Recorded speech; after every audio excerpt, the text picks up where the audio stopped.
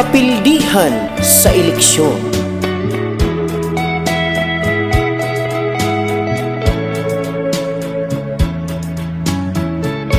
Sa akong pagpaningkamot, ako gipaningot.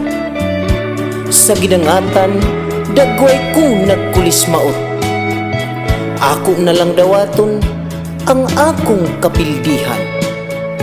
Kay nadagma intawon ako sa akong pagdagan.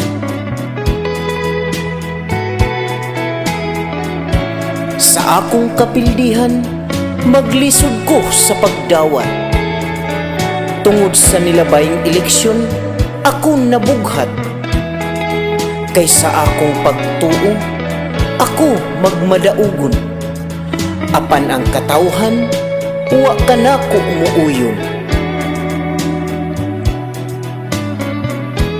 Lisod di ay mudagan kung wa kay maayong buhat. Kay ang mga katawhan nagtanaw sa imong kapasidad.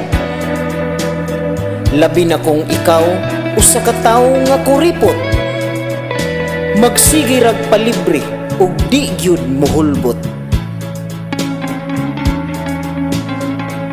Busagikan karon ako nang usbon ang akong batasan.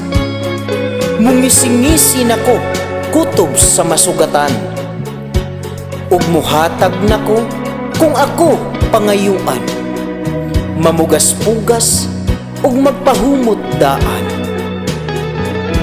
Sa sunod eleksyon, mubuhi nako og kwarta. Magpakaon nako ug dili mo kumpiyansa.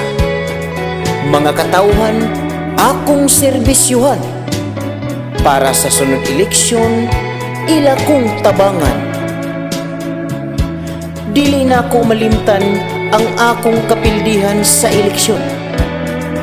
Tungod kay naa pa ang kasakit nga akong nahiagom.